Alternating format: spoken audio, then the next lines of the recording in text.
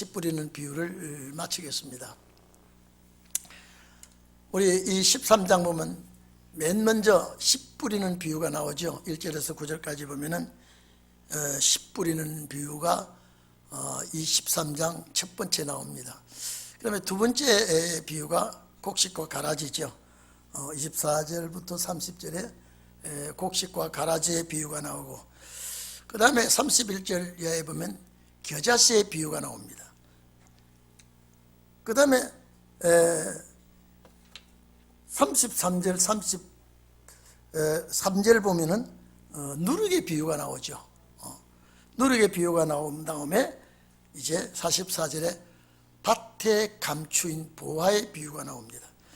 그 다음에 45절 46절에 보면 진주를 구하는 장사가 나오죠. 그 다음에 좋은 고기와 나쁜 고기에 대해서 이제 7번째 나옵니다. 그리고 예수님께서 천국의 제자된 서기관마다 이랬습니다. 모세 율법을 가르치는 서기관이 아니라 천국을 가르치는, 천국을 집중적으로 강의하는 서기관마다 그 곳간에서 새것과 옛것을 가져 나오는 집주인과 같다 그랬습니다. 그 곳간이라고 하는 그 단어가 데사우로스라고 하는 보화라 그랬죠. 그래서 우리가 마음에 담겨 있는 진리의 보화를 항상 새것과 옛것, 구약에 있는 모든 선지자의 예언과 신약의 예수님과 사도들의 예언한 그 예언을 가지고 나오는 집주인과 같이 자유자재로 가져 나오는 주인과 같다, 이렇게 말씀하시면서 예수님이 제자들에게 너희가 이 비유를 깨달았느냐라고 말할 때 제자들이 예, 그렇다라고 대답하죠. 근데 마태복음 15장 15절로 16절 보면요, 제자들이 깨달아진 게 아니에요. 베드로가 또 비유를 설명해 달라고 할 때에 너희는 아직도 깨달음이 없느냐라고 말합니다. 그러면 이 비유의 말씀은 제자들이 완전히 깨달아지는 내용보다도 마지막 신원의 날에 종들이 깨달아지는 말씀이다, 이렇게 생각해야 되겠습니다. 그러면 오늘 마태복음 13장 7가지 비유 중에 제일 중요한 내용은 뭐냐? 그리스도와 함께 왕노릇할 자들에게 필요한 비유입니다. 그래서 마태복음 13장 44절이 목적이 되는 겁니다. 자, 100배 결실한 자들, 자, 최고의 주님이 심은 곡식, 최고의 곡식, 또 그리스도와 함께 이제 정말로 왕노릇할 자를 집중적으로 이렇게 말씀을 해 주셨습니다. 그래서 이전에도 13장 이전에도 주님이 비유의 말씀을 많이 했습니다. 마태복음 5장 13절에 보면 너희는 세상의 소금이다 그랬죠. 또 너희는 세상의 빛이다. 이런 비유를 할 때 이거는 왕권을 중심에서 한다는 것보다도 그 시대의 그 환경을 가지고 예언을 했는데, 마태복음 6장 20절 보면 공중에 나는 새를 보라, 심지도 않고 농사를 짓지도 않는데 자, 하나님이 먹이시는데 너희 일까보냐, 이렇게 비유하고, 7장 24절에 보면은 모래 위에 지은 집과 반석 위에 지은 집을 가지고 또 천국을 비유를 이렇게 말씀을 했습니다.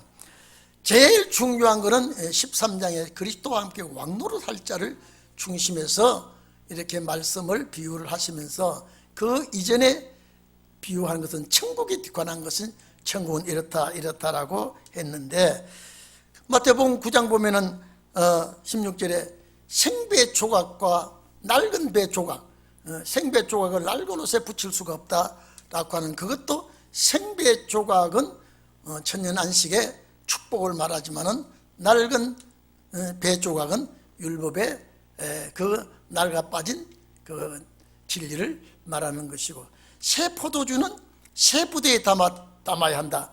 이것도 안식 천년 천국 가는 비결의 말씀을 하실 때에 새 포도주는 새 부대에 넣어야 한다.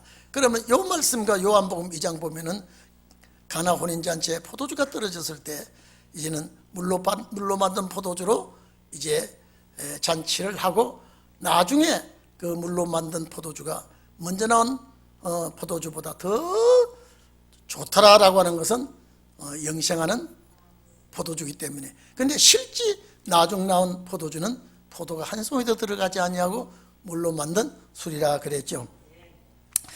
자, 이 13장의 중심에서 그렇게 쭉 말씀을 하시고, 14장부터는요 이제는 빛과 어둠의 자녀들, 이제 빛과 어둠의 자녀들, 다시 말해서 율법에 속한 자들이 어둠에 속한 자들과 이제는 빛 대신 주님과 그에 속한 자들과의 종교 분쟁을 들어서 세상 끝날 주의 나라가 이루어지는, 그걸 비유를 하고 있습니다.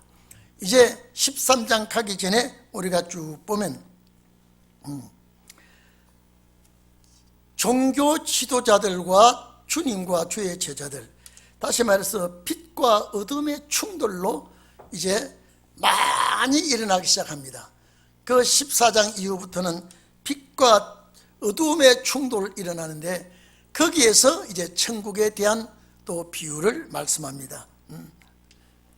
마태복음 18장 들어가면은 이제 거기 비유는, 천국은 임금과 종들과 계산을 하는 임금 문제를 가지고 말할 때, 1만 달란트 받은 자가 주인에게 와가지고 막 액을 복구하니까 주인이 그걸 탕감시켜 줬습니다.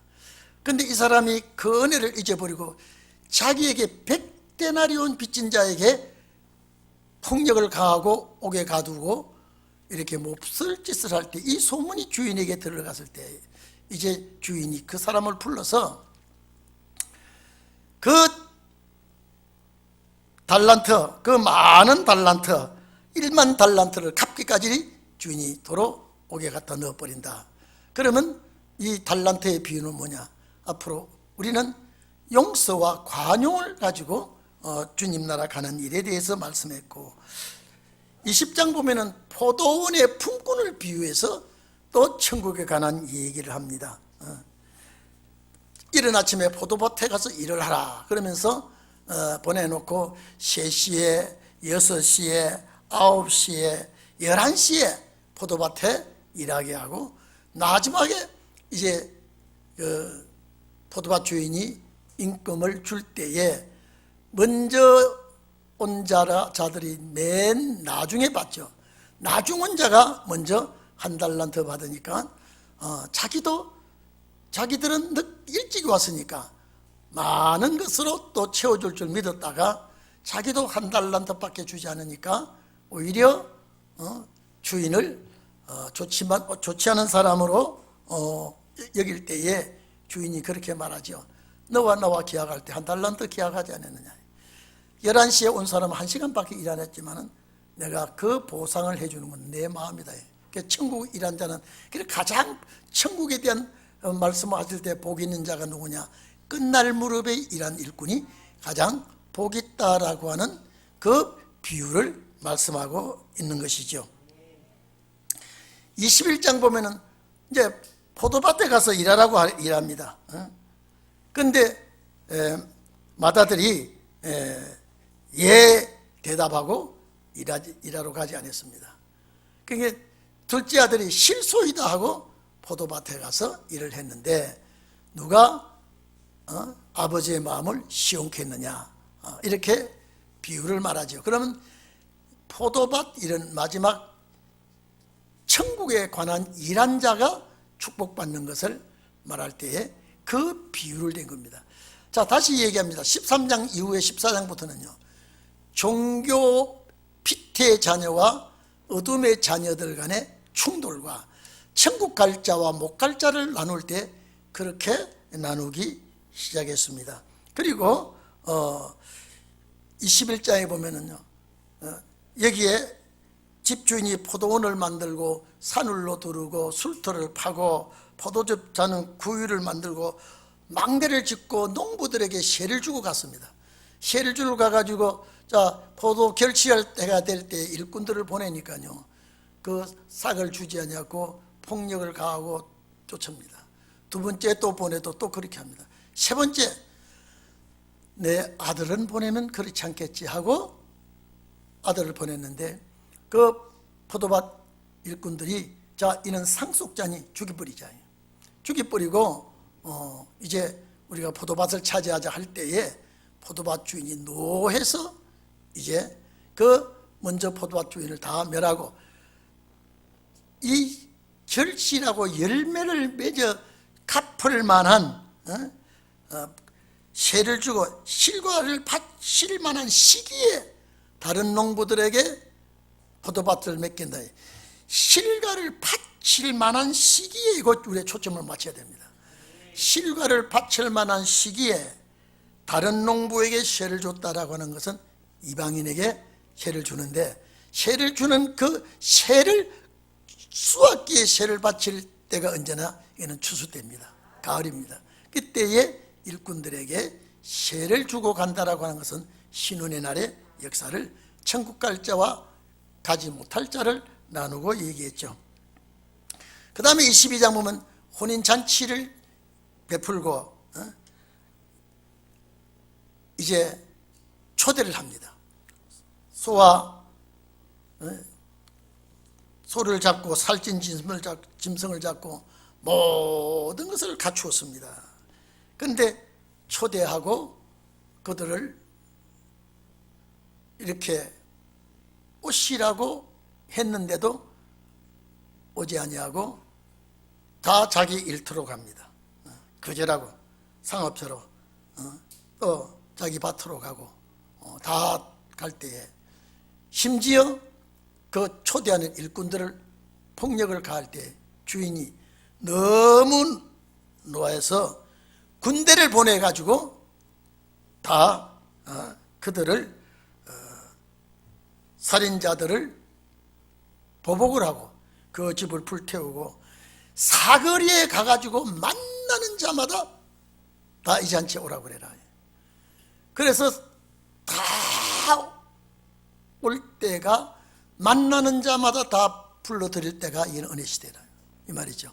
그런데 임금님이 볼 때 예복을 입지 않았다 이 말이에요. 이제 뒤에 다 배울 겁니다. 예복을 입지 아니하는 자를 보고 친구여 당신은 어찌 예복을 입지 않았냐 할 말이 없다. 유구무원이라 이 말이에요. 그 잔치에 초대를 받아 와가지고 잔치에 참여하려고 하면은 예복을 입어야 된다 이 말이에요. 그 예복을 안 입었다 이 말이죠. 그 무슨 이유로 안 입었는지는 성경에 기록되지 않습니다만은 그 예복을 입지 않은 자를 바깥 어둠에 내 쫓아버린다 이 말이죠. 그래서 거기서 슬피 울고 이를감이 있으리라 그랬죠. 자, 이런 모든 비유들은 전부 이방 사람에게 해당되지 아니한다 그랬죠. 25장 1절에서 13절 열처녀의 비유도 마찬가지입니다.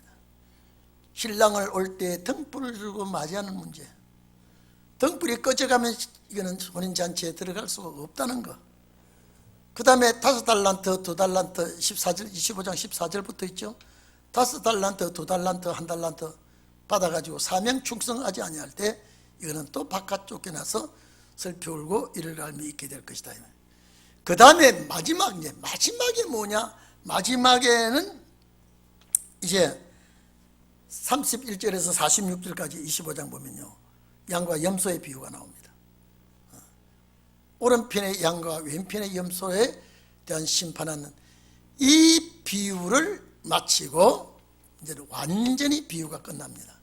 자, 그러면 마태복음 13장을 중심해서 앞쪽으로도 비유가 많이 있었습니다만은 거기는 아주 그리스도와 더불어 왕노를 한다는 것보다도 이런 일을 한 자만이 천국에 가는 자가 되고, 또 천국에 갈 자는 이런 일을 해야 된다라고 말했고,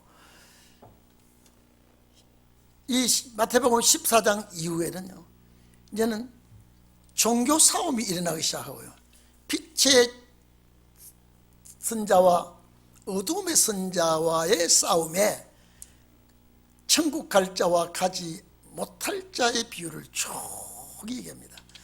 그러면 다시 13장 1절부터 돌아가서, 그러면 13장 비유 자체가 뭐냐? 제가 여러분에게 조금 전에 말씀드렸죠. 그리스도와 더불어 왕노릇할 자들이 절대 필요한 구절이 13장 이 구절이라 그랬죠. 그래서 제가 아까도 말씀드렸습니다. 예수님이 너희들은 이제 깨달았느냐라고 하는 것은 비유 전체를 다 깨달았느냐라고 하는 내용도 되겠지만은 13장 그리스도와 더불어 여기 44절에 해와 같이 빛나는 그런 축복, 그리스도와 같이 왕는 세세토록 왕노를 하는 그 축복의 비밀을 깨달았느냐라고 이렇게 말하지요. 이 가르칠 때에 예 그렇습니다, 깨달았습니다라고 했는데 15장 보니까 비유에 대해서 제자들이 확실하게 깨달은 것 같지 않습니다. 이 신원의 종들에게 이 말씀이 정확하게 깨달아진다고 하는 걸 우리는 알게 되어 있습니다. 그래서 여러분들이 이제 비유는 어떻게 우리에게 말씀해 주시느냐, 그 나라 갈 자들이 어떤 길을 어떤 방법으로 가야 되느냐라고 하는 것을 말씀해 주었고, 또 이 길을 가는 자가 어떻게 왕노릇하느냐라고 하는 것을 가르쳐 줄 때에 비유의 말씀을 주겠습니다. 그래서 천국은 마치 이 말하는 것은 구원과는 좀 생각을 달리해야 된다, 이렇게 여러분들이 알아들어야 됩니다. 왜냐하면요, 예수 믿고 구원받은 자들이 가는 천국은 마치 그렇습니다. 그렇기 때문에 우리가 이 말씀을 중요시하고 아주 깊이 마음에 새겨서 천국 가는 일에 조금 더 손색이 없기를 바랍니다. 자, 그러면 여러분, 예수님께서 갈릴리 지역의 모든 비유를 이제 다 마치시고, 오늘 우리가 본문 본 내용을 보면은 예수님께서 이제 모든 비유를 마치신 후에 이제 갈릴리 지역에서 비유를 다 마치시고 이제 고향 나사렛으로 돌아가사 저희 해당에서 가르치시니, 그 가르치는 내용 자체에 굉장히 해당에 듣는 자들이 충격을 받습니다. 자, 놀라다만 너무 신비스럽다, 너무 귀하고 귀한 말씀을 예수님이 가르치시고 계신다 이 말이죠. 그런데 여러분들, 이들의 마음이 열려지지 않으니까 귀하고 신기한 것은 느낄지언정 그 주님의 말씀을 받아들이지 않고 주님을 환영하지 않습니다. 그래서 자, 정말로 해당에서 가르치신 저희가 놀라다, 놀라 가로되 말합니다. 이 사람의 이 지혜, 이 사람은 그리스도입니다. 주님입니다. 이 사람의 지혜와 이런 능력이 어디서 났습니까? 어디서 났느냐 이 말이에요.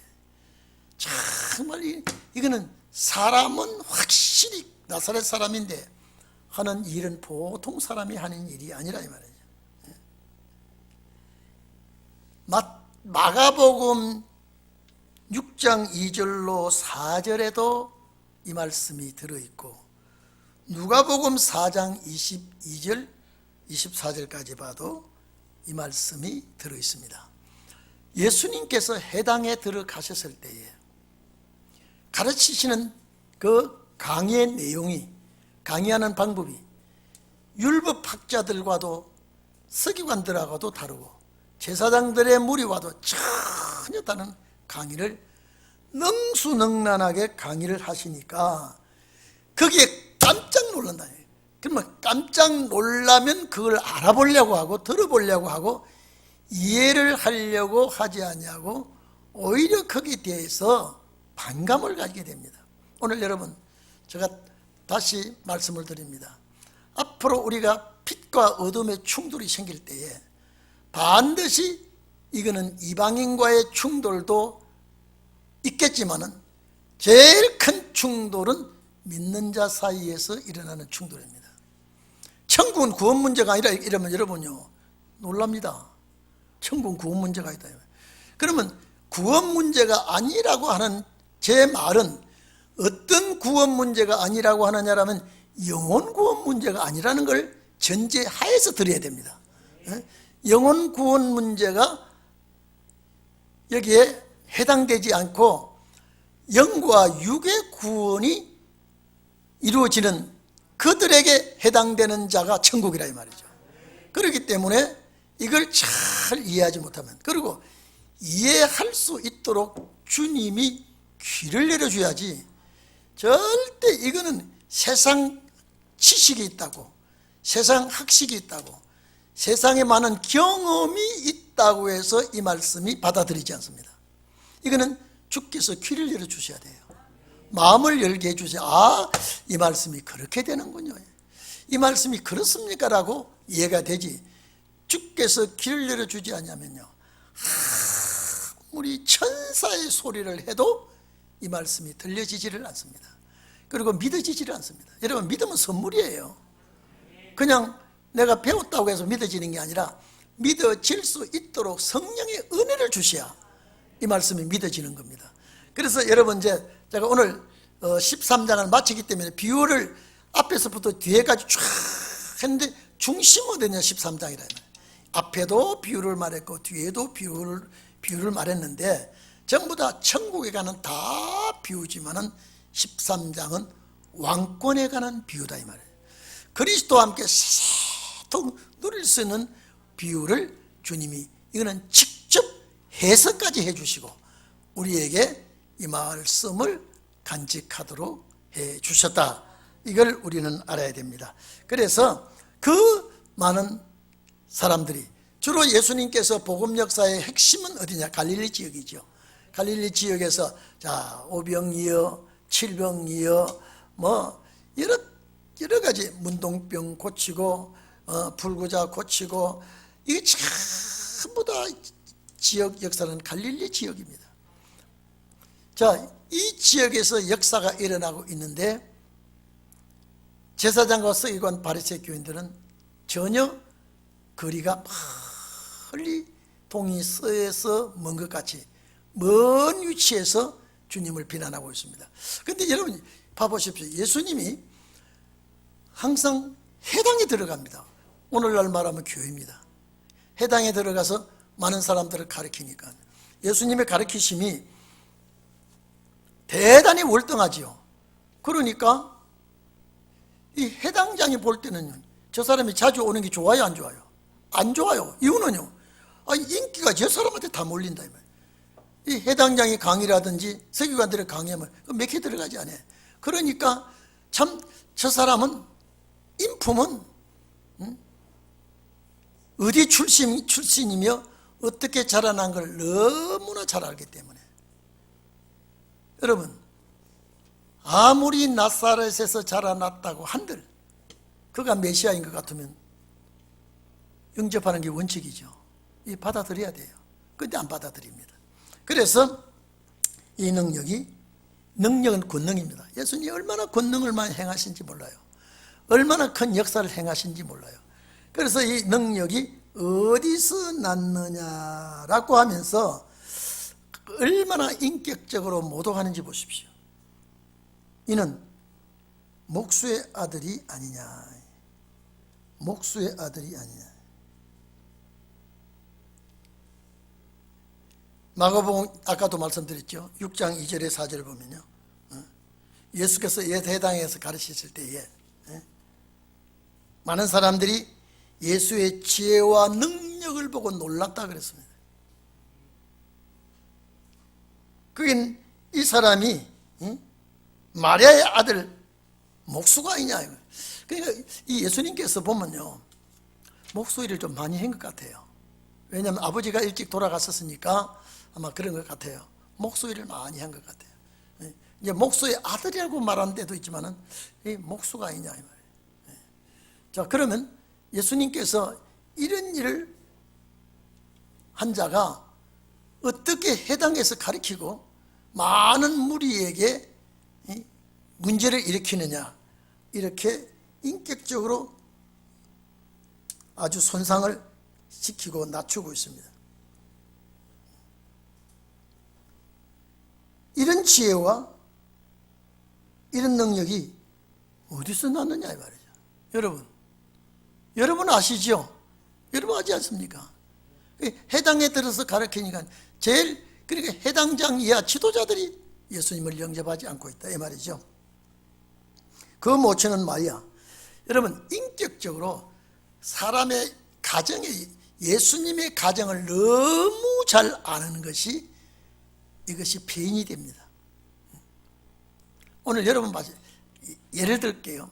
만약 신혼의 날이 역사가 날 때요, 우리 집사님들, 권사님들 가서 저러면, 저 안목시 부인 아니야? 저 일하러 다니던 사람 아니야? 아, 저런 사람이 어때 이런 소리를 할 수 있는가? 저 사람이 어떻게 이런 놀라운 소리를 할 수 있느냐? 배우지도 않은 사람이 이런 지혜가 나올 수 있느냐? 그의 학벌과 그의 지식과 가문이 너무 잘 알면요, 예를 들어서 여러분요, 우리 권사님에 대해서, 집사님에 대해서 너무 잘 알면요, 여러분의 신의 역사를 할 때 인정을 하느냐 안 합니다. 아무것이 부인 아니야? 아무것이 장사하던 사람 아니야? 어디 직장 다니던 사람 아니야? 그런 사람이 어떻게 이런 말을 할 수 있는가? 인격적인 모독을 하고, 예를 들어 제가 전에도 얘기했죠. 예수님 자라날 때 동갑내기들하고 따로 안 자라났습니다. 같이 자라났어요. 같이 지하와 같이 놀이도 하고 놀 수도 있었을 거예요.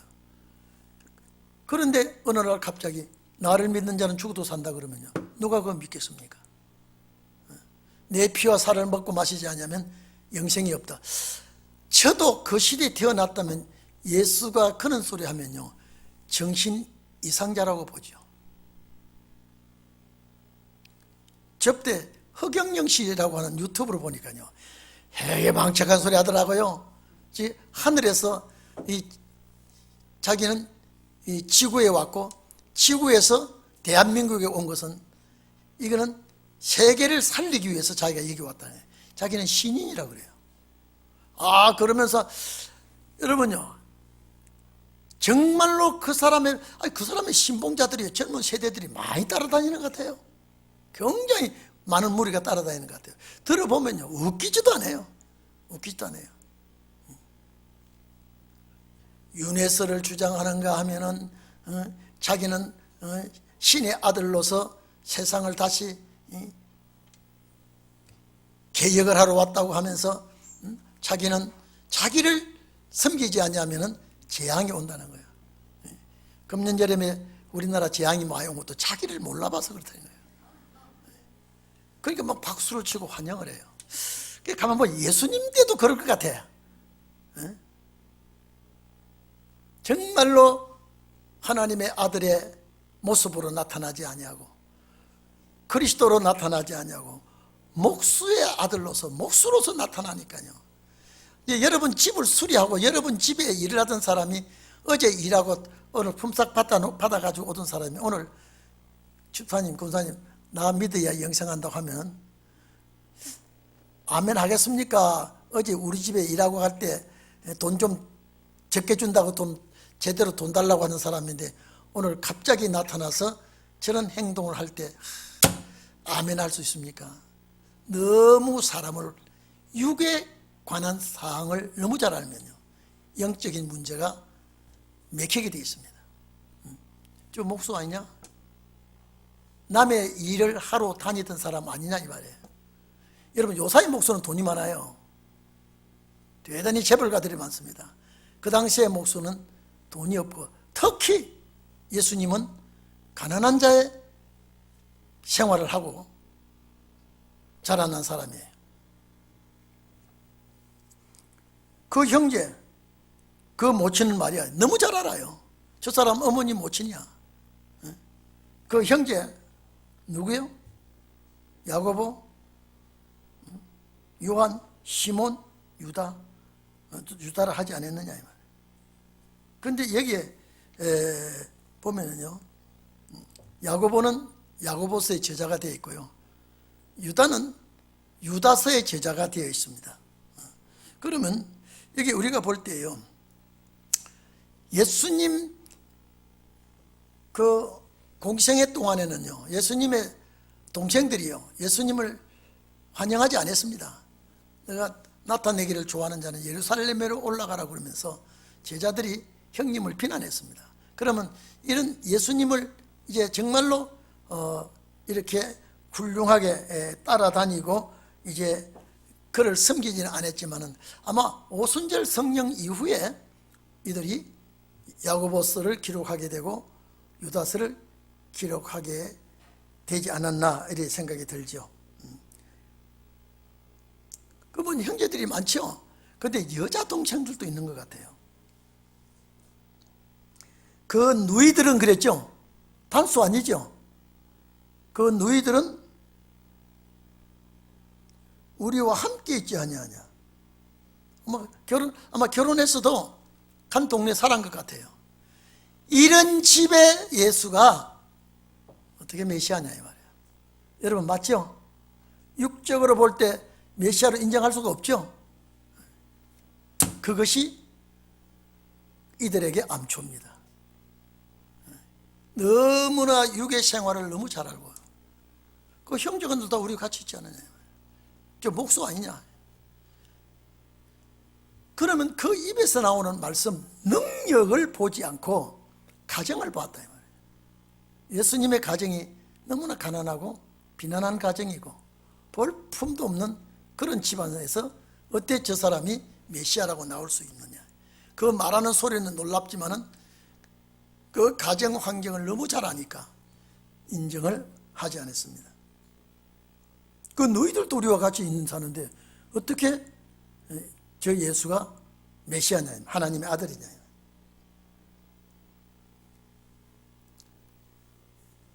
그래서 이 사람이 이 모든 것이 다 어디서 났느냐, 어디서 이 능력이 그에게 오게 되었느냐 하고 예수를 배척했습니다. 너무 예수님에 대한 과거를 너무 잘 알죠. 가정을 너무 잘 아니까 그만 이걸 받아들이잖아요. 저 예수에 대한 과거를 내가 너무 잘 아는데 내가 어떻게 저를 하나님의 아들이라고 섬길 수 있느냐. 그 능력과 이적 기사는 저 사람이, 그래서 유대인들이 너 귀신 들린 사람이다, 바라세부를 심입고 네가 하는 짓이다, 이렇게 비난을 하기 시작했죠. 여기 배척하다라고 하는 이 말은요, 잘못 보고 잘못 듣고 잘못 판단하고 넘어진다는 소리입니다. 배척한다는 단어가 실족했다는 단어입니다. 다른 말로 하면은 생각을 잘못해서 범죄를 저질렀다는 소리입니다.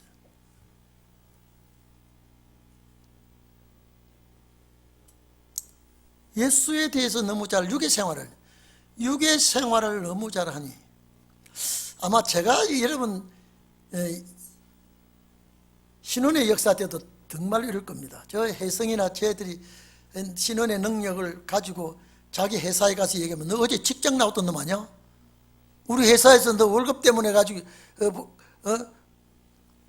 받아가고 출근 잘하라고 할 때 대답하고 너 보너스까지 받아간 애 아니냐? 근데 오늘 너가 미친 짓 하느냐고. 아마 분명히 그러고도 남을 거예요. 그 사람의 인격을 너무 잘 알면요, 육에 대한 인격을 너무 잘 알면요, 신의 역사를 해도 그걸 인정하지 않습니다. 아마 여러분 그럴 겁니다. 똑같을 겁니다. 우리 장로님들이나 우리 집사님들, 내가 일하던 직장에 가가지고 내가 하나님의 말씀을 이렇게 전한다고 하면요, 너 직장생활 하다가 왜 이 짓을 하느냐라고 반문하면서 그 입에서 나오는 말씀을 은혜롭게 능력으로 받아들이지 아니하고 오히려 잘못된 그런 행동으로 인식을 하게 되는 것입니다. 그래서 예수를 배척해 버렸습니다. 그래서 예수님께서 자기 동네에서, 자라난 동네에서 배척을 당하고 멸시를 받고 이러니까 선지자는 자기 고향과 자기 집 외에는 존경함을 받지 않음이 없느니라. 자, 그러면 여러분 어떻습니까? 나사렛과 자기 집 형제들에게도 마찬가지죠. 자기 고향과 자기 집 외에는 다 존경받았다 이 말이거든요. 예? 맞죠? 그러니까 내 집에도 환영도 받지 못했고, 내 동네에서도, 내 고을에서도, 내 마을에서도 환영을 받지 못했다 이 말이죠. 그런데 내 고을과 내 동네와 내 집 외에는 다 나를 환영했다 이 말이에요. 제가 조금 전에 말씀드렸듯이 여러분 지금 여러분 동네에서, 잘 아는 동네 같으면 직장에서 환영을 받습니까? 절대 신혼의 역사에는 환영 못 받습니다. 우리 회사 직원인데, 우리 회사 말단 심부름꾼인데 사장이 나한테 권면을 하고 나한테 이 정신 또라이야 지금, 아마 이렇게 말할 수가 있습니다. 그러니까 예수님께서도 패측을 받는 이유가 뭐냐? 그 동네 사람이 너무나 잘 아니까, 너무나 그 인격적으로 그 사람을 너무 잘 아니까 하나님의 역사를 무시해버립니다. 아마 여러분들이 하버드 대나 나오고 유학이나 아주 참 훌륭한 나오고 최고의 학벌을 가지고 나와가지고 이 말하면 저 사람 그럴 법하다고 아마 인정을 할지 몰라요. 그러나 가정 형편과 과거가, 저 사람의 과거는 형편없는 사람인데 어떻게 이런 능력을 할 수 있어? 저거는 본정신이 아니야, 신의 역사가 아니야 라고 냉대하고 배척할 수도 있다 이 말이죠. 그 여러분도 주님의 전철을 밟을 수 있다 이 말입니다. 여러분들도요. 그러나 배척하는 그 사람에게는 화가 있게 됩니다. 받아들이지 않는 그 사람에게는 복이 없습니다. 그 마지막에도 여러분 그렇지 않습니까? 베드로, 요한, 야고보가 어부가 나가서 복음을 전하니까요, 저는 전혀 받아들이지 않았습니다. 예수님 역시 그랬거니와 제자들도 그렇습니다. 그러면 신혼의 날은 안 그럴까요?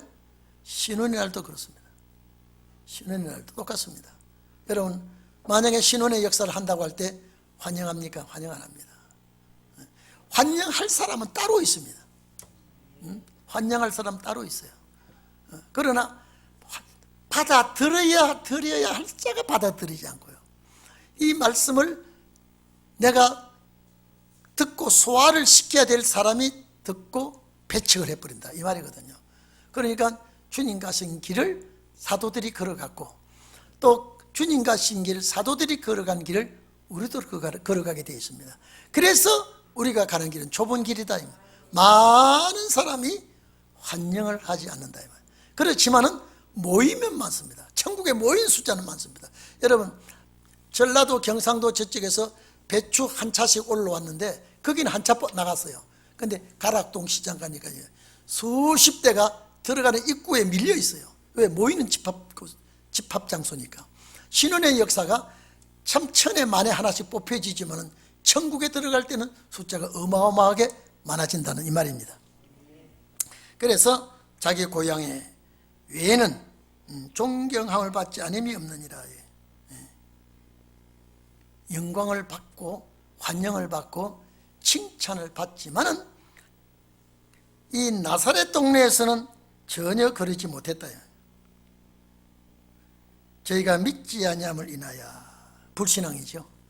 예수님께서 하신 말씀을 받아들이고 아멘하고 순종하고 이래야 되는데 전혀 받아들이지 않고 배척함을 인하여 거기서 많은 능력을 행치 아니하시니라.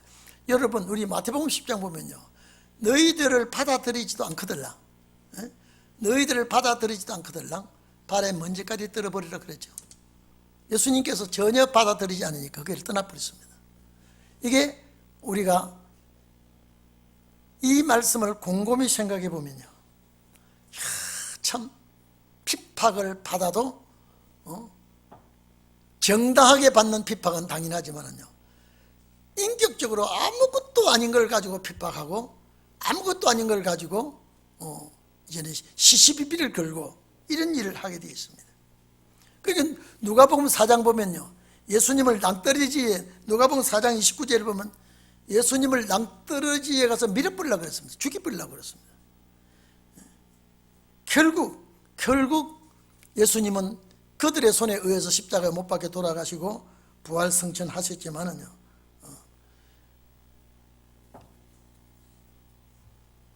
마지막 신혼의 종들에게도 악한 자들이 멀리 있는 것이 아니라 가까이서 있다 이 말이죠. 여러분, 에레미야 11장 21절에 봐도 에레미야를 해하려고요, 얼마나 모든 사람이 많이 그랬습니까? 여호와의 이름으로 예언하지 말라요. 여호와 이름을 예언하지 말라. 예레미야가 투옥도 되고 옥에 갇히기도 하고 매들 맞기도 하고 핍박도 받기도 하고, 앞으로 신혼의 날도 정말로 핍박할 이유가 있어서 핍박을 받는 것이 아니라 어려운 문제가 있어서 그들에게 잘못이 있어서 비난을 받는 것이 아니라 환경이 열악하다고, 문제가 인간적으로 생각해가지고 핍박을 하고 대적을 하고 이런 일들이 마지막 신혼의 날도 분명히 있게 됩니다. 그래서 여러분들은 이런 말씀을 이제는 14장 지나 쭉 가면요, 이제 14장 15장에는 비유가 없습니다만 18장부터 가면은 이제는 빛의 자녀와 어둠의 자녀들까지 길이 충돌하면서 빛의 자녀는 천국 가는 길이 되고 어둠의 자녀는 천국 가지 못하고 이제는 지옥에 가는 이런 일들을 우리는 보게 되는 것입니다. 그래서 우리 여러분들이 이제 하나님의 말씀을 우리가 쭉 보면서 정말로 이 천국은 우리가 그냥 들어가는 것도 감사하지만 그리스도와 더불어 왕노릇하는 이긴 자가 되는 그런 종들이 되어야 되겠다라고 하는 이런 마음을 꼭 갖기를 바랍니다. 반드시 우리는 이겨야 된다고 하는 것, 그리고 그리스도와 더불어 왕노릇한다는 것. 여러분, 이게요, 상징적인 문제가 아니라 실질적입니다. 이거는 역사적으로 이루어질 문제이기 때문에 우리는 이 문제를 정말로 마음에 새기고 현재 어려움과 시련이 온다 하더라도 잘 이겨나가시기를 바랍니다. 이제 비유는 천국 가는 왕권 누리는 비유는 13장에 다 마치고 이제는 그 시대의 종교 분쟁, 또 거짓 선지자와 싸움, 이런 것들로 이제 천국과 지옥에 대해서, 그 나라 가는 자와 못 가는 자에 대해서 우리는 이제 계속 비유가 나옵니다만은 그런 비유로 가지고 우리가 은혜를 받고 여러분들은 꼭 천국 가는 그런 성도들이 꼭 되기를 바랍니다. 우리 다 같이 기도하십시다. 하나님.